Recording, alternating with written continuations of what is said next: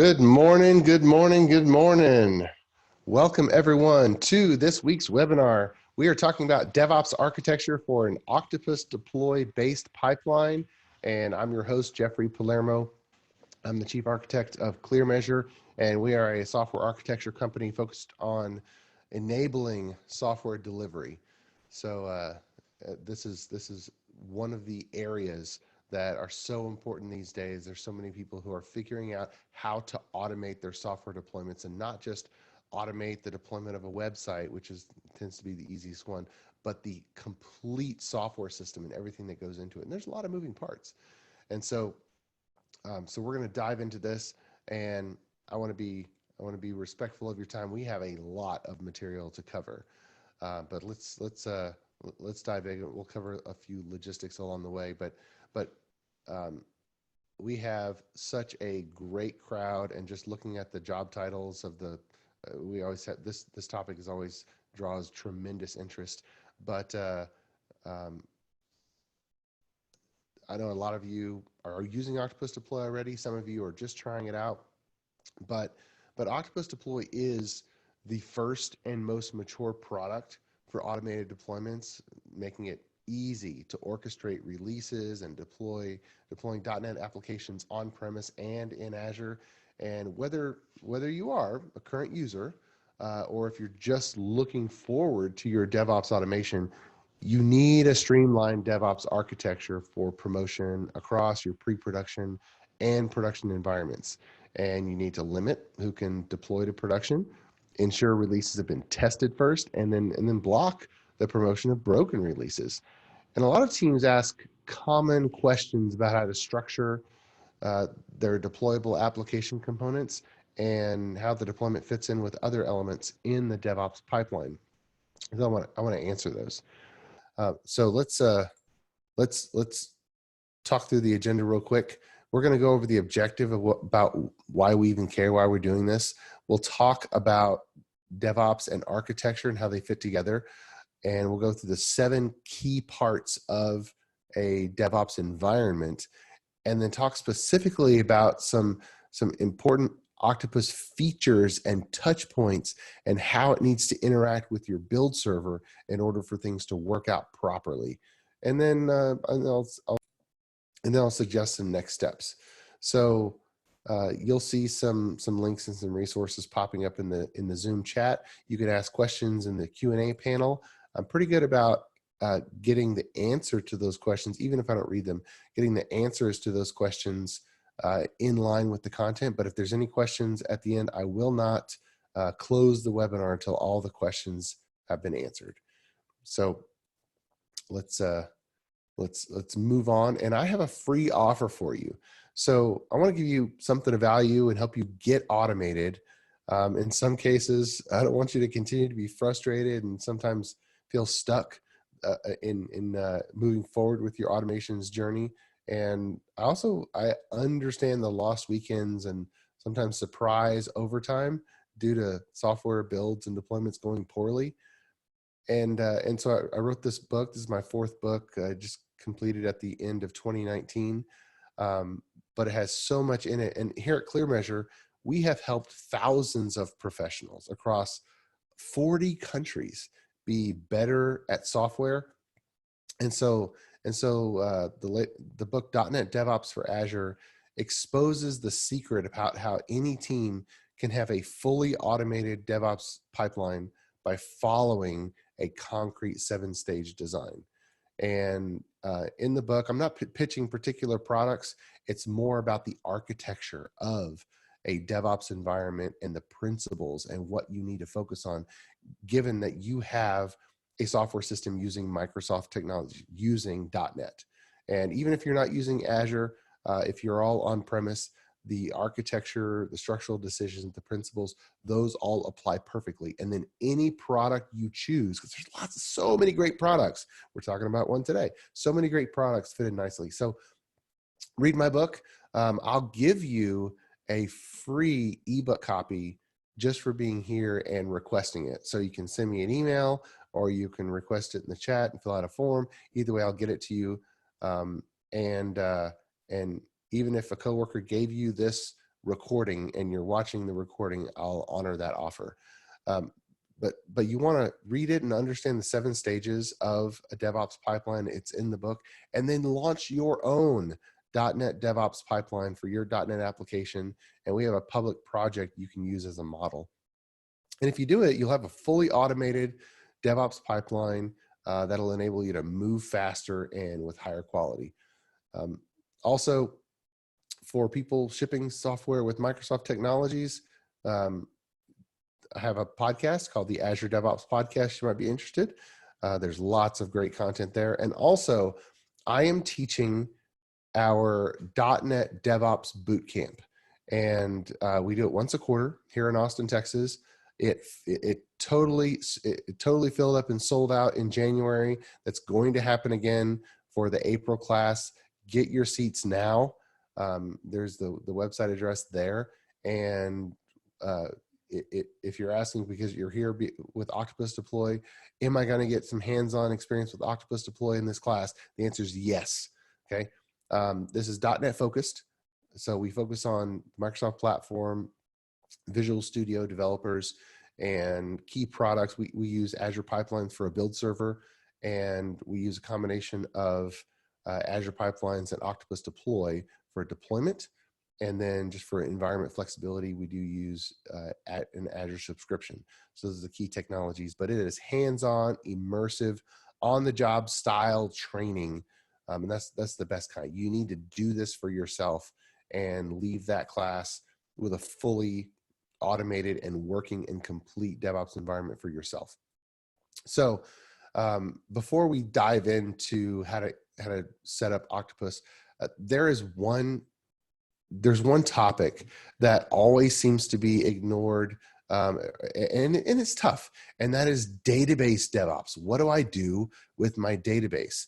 And there is a webinar that I did jointly with the CEO of Octopus Deploy, Paul Stovall, and it is specifically on database DevOps with Octopus Deploy. There is a recording. You can go to bit.ly/Octopus Database, and you can watch that recording because it's such a big topic. And any of you that are looking to automate your deployments, you'll definitely want to watch that as well for integrating your database, your SQL Server, or any other database into your automation.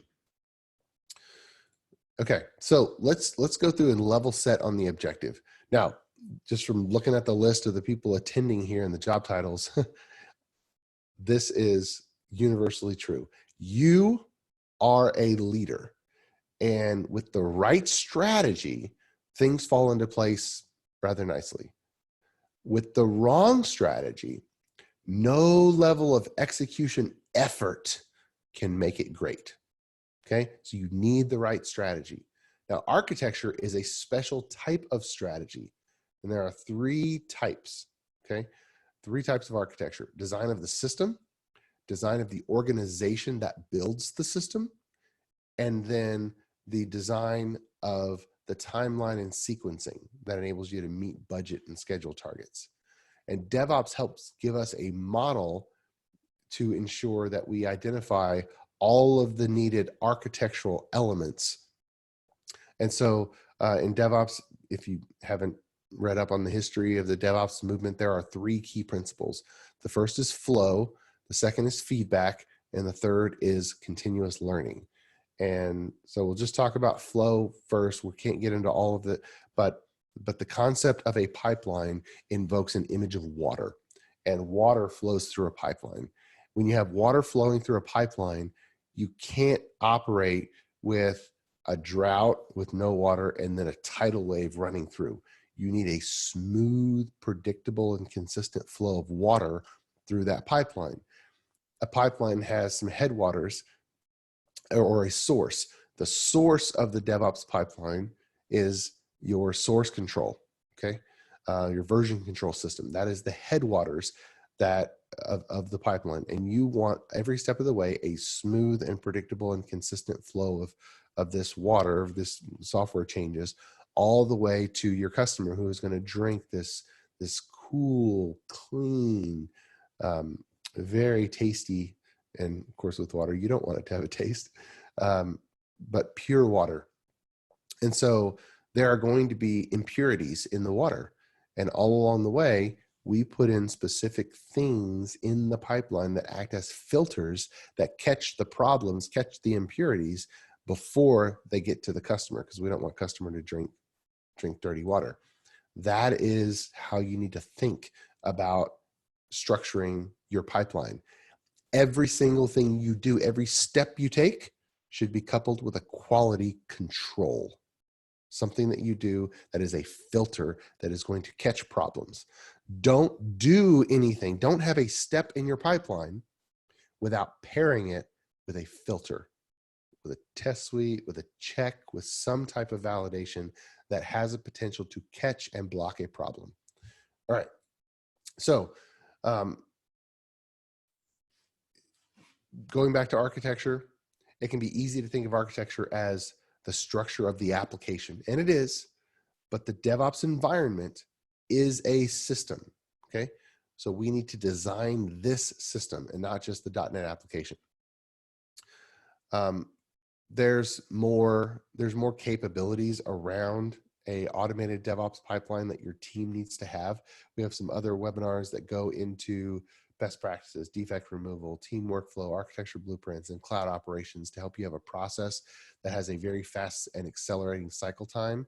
But we don't have time to go into that now. If you're interested, you can look at our archives or just sign up, subscribe to our mailing list, and you can get notified of those. Now, you need this. You need this on the screen, and you need to print it as large as you can and put it on your wall. This is a highly shrunken technical blueprint for the structure and flow of a pipeline implemented with Azure Pipelines as the build server and Octopus Deploy as a deployment server. It has continuous integration build and a 3-tier deployment pipeline.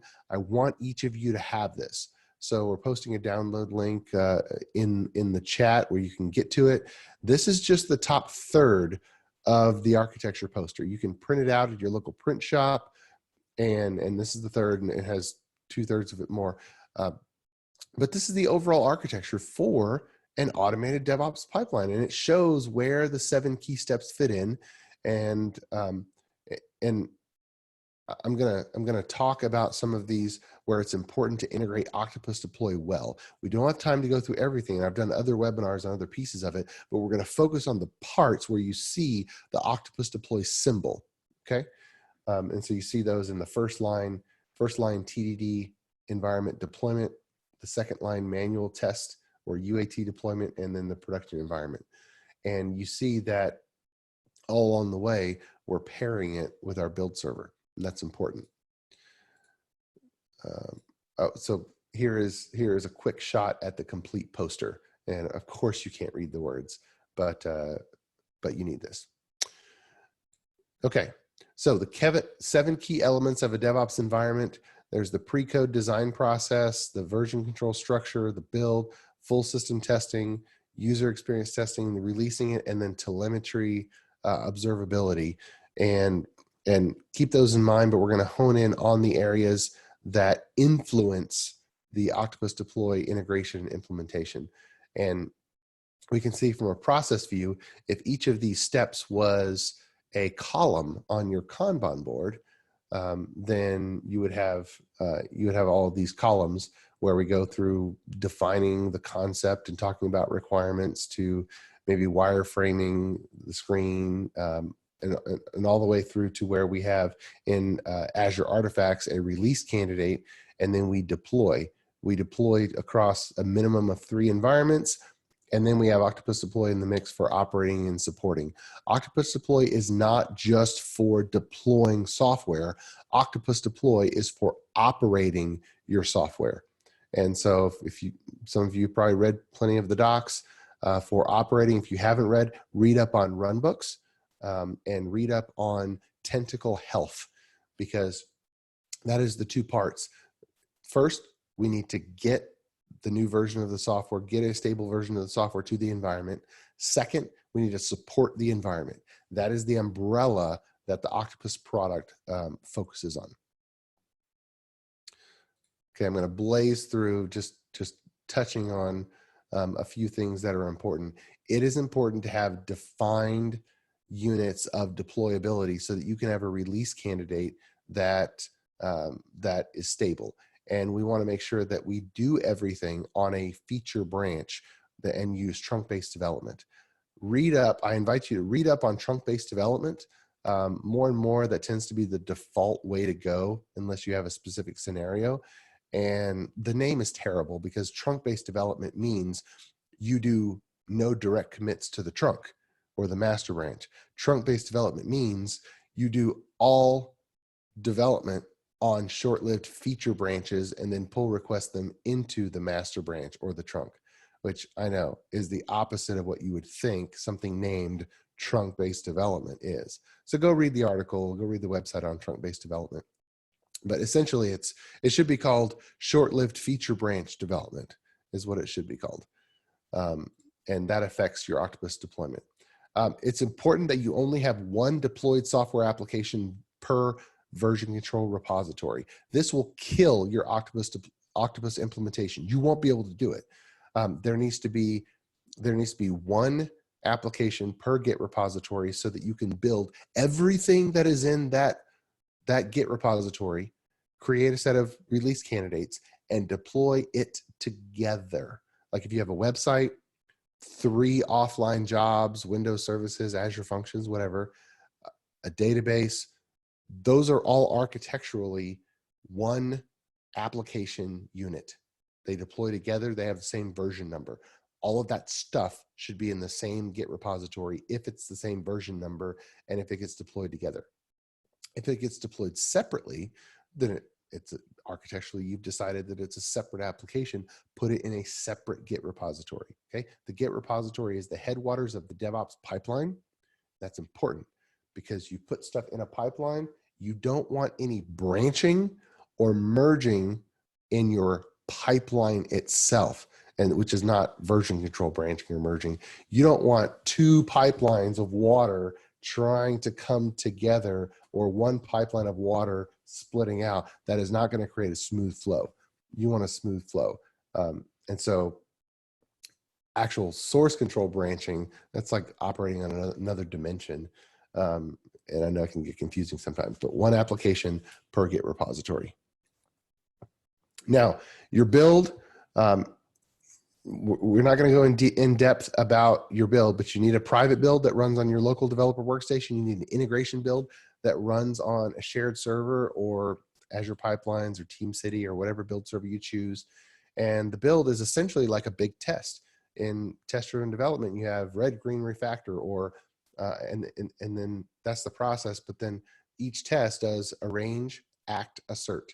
Step 1, set up for the test. Step 2, do the test. Step 3, verify the test. And same thing in a build. The act or the do the test is the compilation, is the transformation of text-based source control to executable-based bytecode or binary code. And so at the end of the build is when we package up the different deployable components of the application appropriately in a format that Octopus Deploy can understand. The best way to do it is use octo.exe. It's the command line octopack and in .NET Framework. It's a NuGet package you can integrate directly in your Visual Studio solution. In .NET Core or for any other type of coding, it can just essentially zip up whatever is in a particular folder. And it'll create a NuGet package, it'll version it, it'll label it with the name, and it's perfect for packaging up in a Octopus deployable format. You can push these packages directly to Octopus, or you can put them on any NuGet server of your choice. Now, you have a choice of environment types. Octopus Deploy supports them all. Physical machines in an on-premise data center, all the way through completely serverless PaaS offerings and everything in between. Octopus has fantastic Kubernetes support, VM support, full Windows operating system support. You just have to decide how you're gonna deploy. But Octopus has you covered regardless of the environments. And so I want to talk about one caveat. This is a decision. Write this down. If you are thinking about adopting more test automation, then don't deploy your packages to the NuGet server inside Octopus Deploy, okay? When you get to the point where you are working on your full system test suite with Selenium or any Cucumber, any test frameworks that have to operate on a fully deployed version of the application, you will need to obtain the test suite, the full system test suite that is the version for the application that you just deployed. The NuGet server in Octopus Deploy is not client compatible. Once you push something in it, Octopus Deploy itself can get to those NuGet packages, but you cannot use a NuGet client to connect to Octopus's NuGet server from the outside. It is not a complete NuGet server. It is a partial NuGet server, incoming only. So don't expect to be able to push your website, your offline job, your SQL database, and your full system test to that NuGet server and then be able to retrieve that test suite. It won't work. So use Azure Artifacts instead. And I'll talk a little bit more about full system tests later, but that preserves the flexibility, okay? That's really important for you to know.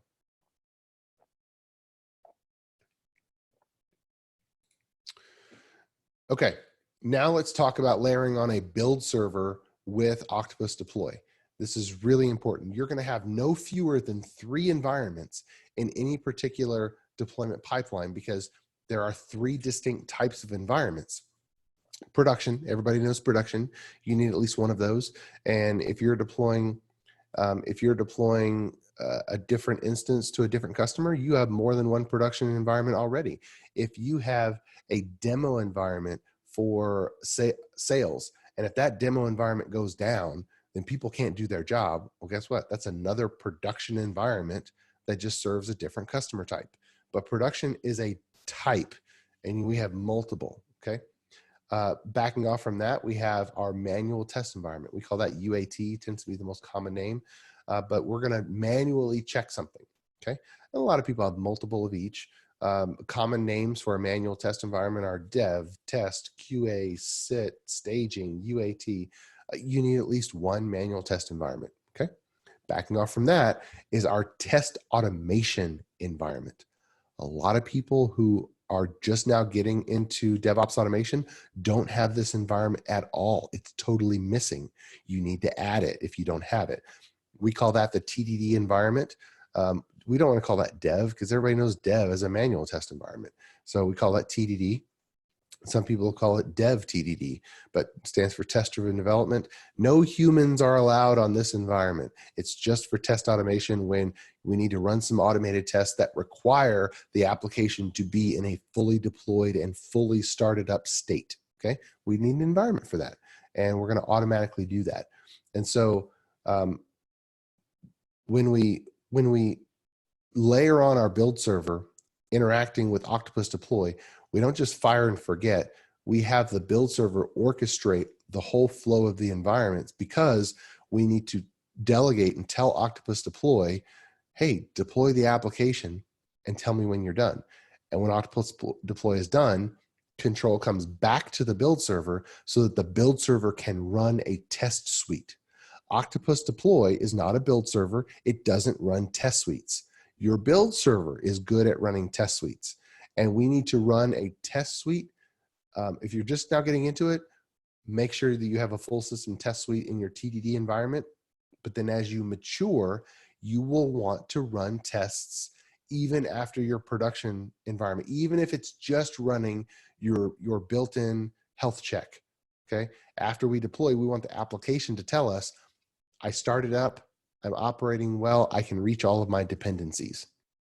How many times have you done a deployment where you say, oh, deployment succeeded, and then one of the stakeholders pulled up a screen and it totally blew up on them. And you're like, what happened?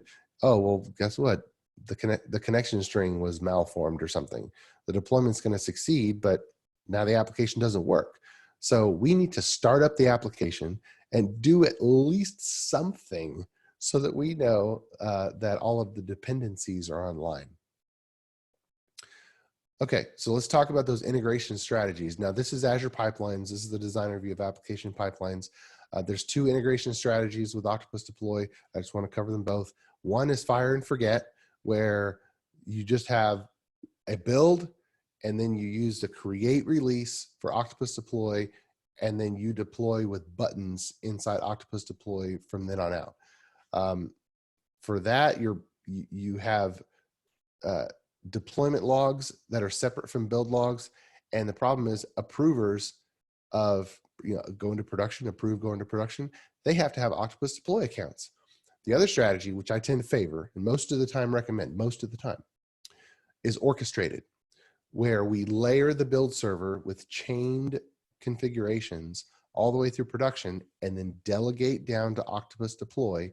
And then when Octopus is done, we regain control at the build server level so we can run tests. On Team City, you do this with build chains. And in Azure Pipelines, you do it with the release configuration. With any build server, it kind of works generally the same way. In this, you have all of the logs in one place because Octopus Deploy streams all of the logs back to Azure Pipelines or Team City, and approvers can have just stakeholder accounts on the build server and can hit the approve button right there. They don't even have to have Octopus Deploy access, which is a lot better in a lot of cases. And then finally, tests can be run in your build server after Octopus Deploy finishes a deployment. If you use the fire and forget, you don't really have any way to automatically run test suites. Okay. Now, caveat, there are some advanced Octopus Deploy scenarios that don't have any parallel in a build server, whether it be Azure Pipelines or Team City. For example, tenants and channels don't have a representation in Azure Pipelines. The normal day-to-day cases work fine, but if you're dynamically provisioning and configuring environments as well, and creating parallel environments, in other words, tenants, like multiple UAT environments, creating those dynamically, then you'll do the mainline orchestration in this fashion, but then you'll have to have some other additional flows in Octopus Deploy, and they won't be tracked just because there's no parallel. So I wanted to throw that out as a caveat. But most of the time, we're deploying straight through, and it's pretty predictable. Okay.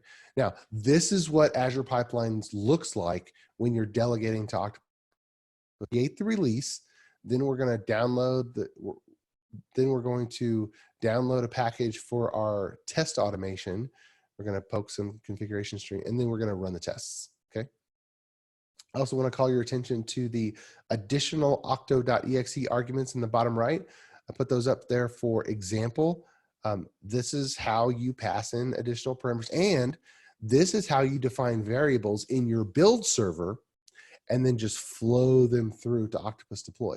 Because if you've defined variables in your build server, there's no need to redefine them and put in additional values that are just the same in Octopus Deploy, because when they change, you're setting yourself up for having to change them in two places. You don't want to repeat yourself, okay?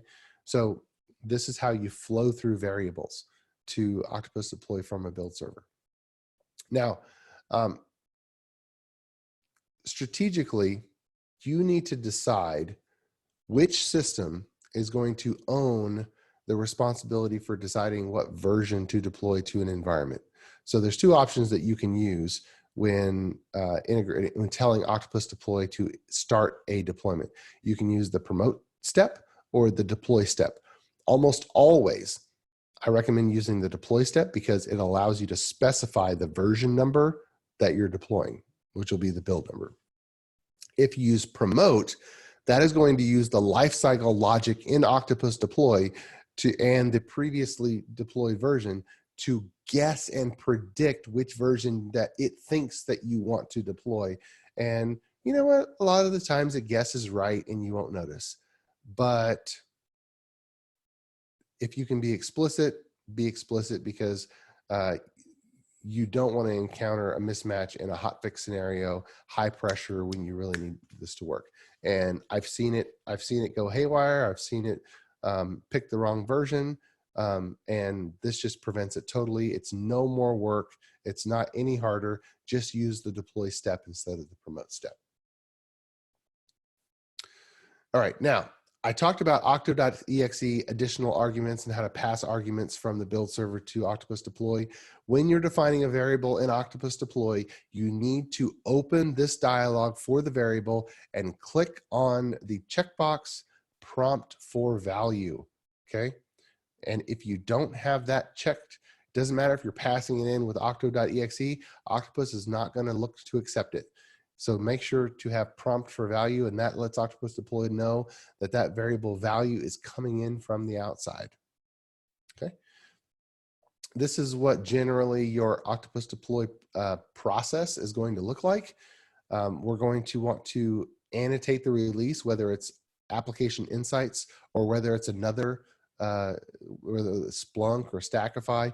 We want to publish some telemetry that the release is starting, because we need that marker. If some of the performance metrics or things start going sideways, it's good to be able to correlate it with when we did the deployment. Okay. Or just if we have some performance problems, we can go back in time saying, hey, when did this process start getting slower? And if you have an application architecture, which is, let's just pick a simple case, one web application and one SQL Server database, which there's a lot of applications that are pretty much that, then this is how your Octopus Deploy project is going to be. Very simple. We're going to grab the package for the database migration, and you're going to have a line of code for your migrations tool in your post-deploy.ps1 file that will be in the NuGet package that lives in the Visual Studio project in your Git source control. And so you're just going to have this one step which grabs the package and deploys the package. Then we're going to have this one step to deploy to IIS if it's IIS bound. If it's Azure App Insight application website, then it's going to be a little bit that task. But it's just one step for the UI. All variable poking, variable substitution is done in line in the task if you have it configured properly. What you don't want to have, what a big red flag, is if your process is PowerShell script, PowerShell script, PowerShell script, PowerShell script. You don't want that. You want a package-based deployment process. Database package, do it. UI package, do it. If there's variable substitution, the package step handles it. If there's PowerShell that needs to execute, you put that in the deploy or the post-deploy.ps1 file. So that PowerShell script is stored in your Git source control, not in Octopus Deploy. This makes you more resilient for feature branching as well. Okay, so that's important. Now, let's talk about variable management. A variable is a piece of data. You have to ask yourself, who owns it? Who owns, architecturally, who owns that the variable exists and what the value of the variable is? Okay. Is the system of record the build system or the deploy system? Or is it some external system where data needs to be pulled in, like maybe Azure Vault, the Azure Key Store? You want to use the dry principle. Don't repeat yourself. If you don't create a strategy for configuration management, which are variables here, then you're rolling the dice on a management nightmare in pretty much short order.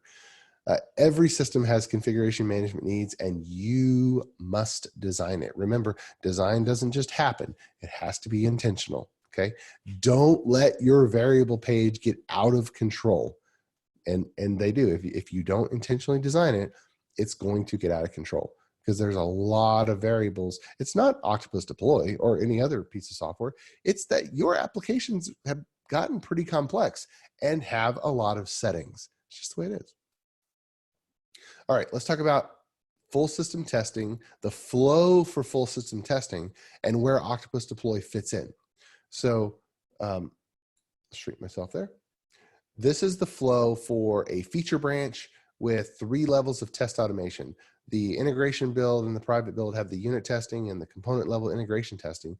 But then our Selenium or Cucumber full system tests, they have to run on a fully deployed instance of the application. So on our feature branch, we commit and push to Git. Our integration build is going to run on our feature branch. And then we do a deployment from the release candidate, from the beta, the branch level release candidate that has been created by the build. Octopus Deploy deploys to a branch instance of the environment, And so even though you have TDD UAT production, you can have an alternate dimension, alternate parallel universe for branches. Now, especially if you are using Windows servers for your environments, which a lot of people are going to Azure, and in Azure, everything's great. You can spin up environments on demand, throw them away. Everything's great. But even if you haven't migrated off of a full Windows Server operating system, all you have to do is tokenize your website name, application pool name, the name of your Windows service, and you can have an unlimited number of applications running on the same server.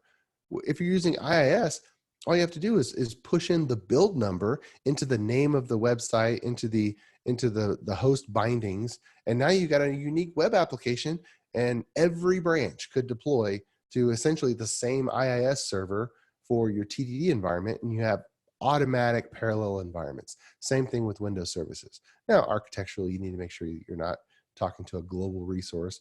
And when you create your SQL Server databases, you can poke in the build number into the name of the database, and one SQL Server can house however many instances of that database you need. So that's the mechanism, so that every branch can have its own deployment to an instance of the TDD environment, and then we can run our automated acceptance tests. Okay.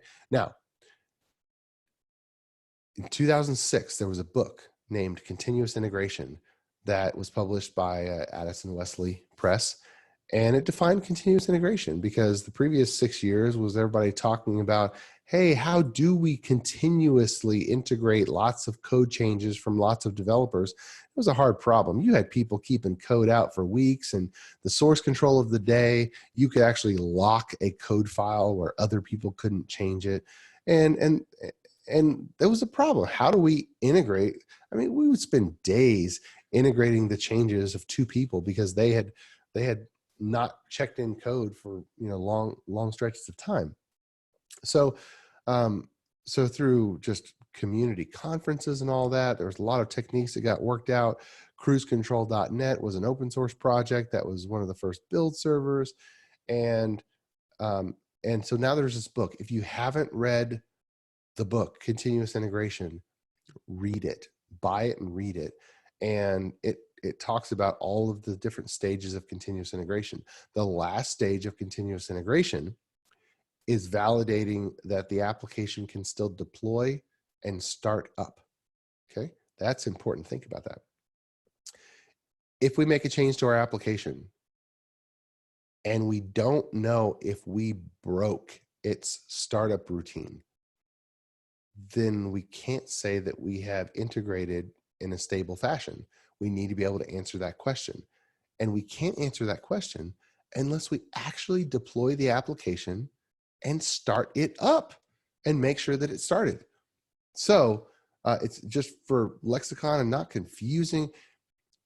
If you want your words to have meaning, and I encounter people who say, we have continuous integration in place. And what they really mean is, we have an automatically triggered build. That's very different from continuous integration. Okay.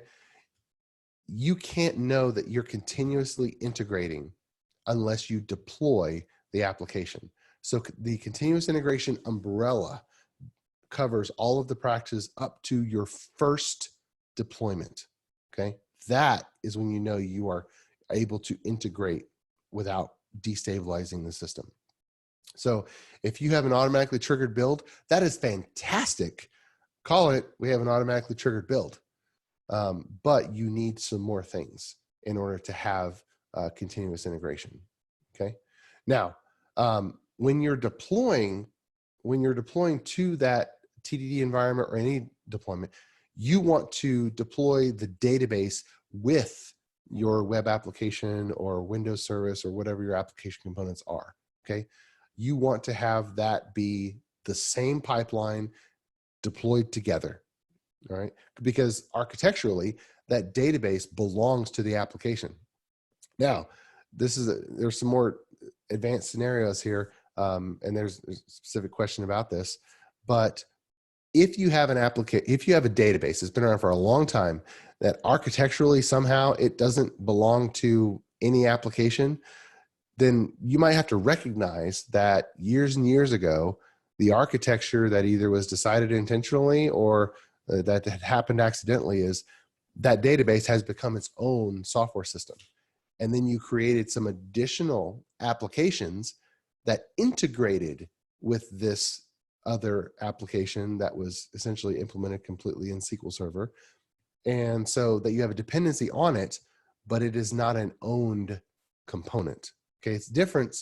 When you have an application, you have other applications that it has a dependency on, and then you have other components that it architecturally owns. Those are different concepts. All the components that it architecturally owns should be in the same Git repository and should be built and packaged and deployed together. The dependency that it depends on should be configured via variable substitution in config files, and upon deployment should be part of your built-in startup health check to make sure that all the application's dependencies are online and we can reach them, because if the dependencies are not online, then our application is not stable. Okay, so we talked about our Kanban board, about how to do design and development. The test design, development, and functional validation columns is where you're going to do your feature branch cycle with your continuous integration on your branches and doing the pull requests. The continuous integration process is finished when your pull request is accepted and the full system test passes on a fully deployed deployment of the build resulting from that merge into master. All right, let's talk about some common things that happen across the different environments that you'll need to make sure are part of your Octopus process. We've got the production type environment, we've got the UAT or the manual test type environment, and we've got the test automation type environment. You want to make sure that you don't do anything new on production for the first time. You want to do everything that you're doing in production multiple times before. And there's more things that you do on pre-production environments than you do in production. For example, loading test data, recreating environments, databases, you do those in your test automation environment. But you're not going to do that in production. And in some cases, you're not going to recreate the database every time in a manual test environment. You would only recreate those environments and load test data on demand. And that's a different topic as well. All right, so we've gone through the 7 key elements and where Octopus Deploy fits in. They're all important. We have a whole course on this, the .NET DevOps Bootcamp in April in Austin, Texas. We spend an entire 2 days and you will create that on your own environment. You will take it away. You will have a complete and comprehensive DevOps environment with all of this.